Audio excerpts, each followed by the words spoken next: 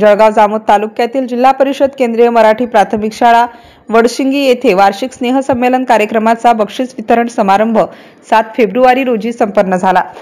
कार्यक्रमाचे अध्यक्ष वकील खान हे होते, तर प्रमुख पाहुणे म्हणून सरपंच सौ शीतल वानखडे, माजी सरपंच श्रीराम वानखडे, उपाध्यक्ष सौ पायल जाधव, सौ प्रतिभा डांगे, सौ स्वाती खोदरे यांच्यासह शाळेचे मुख्याध्यापक विजय म्हसाळ प्रामुख्याने उपस्थित होते। वडशिंगीच्या जिल्हा परिषद शाळेत नेहमीच विद्यार्थ्यांना रोख रकमेऐवजी वस्तू रूपात बक्षीस दिले जाते।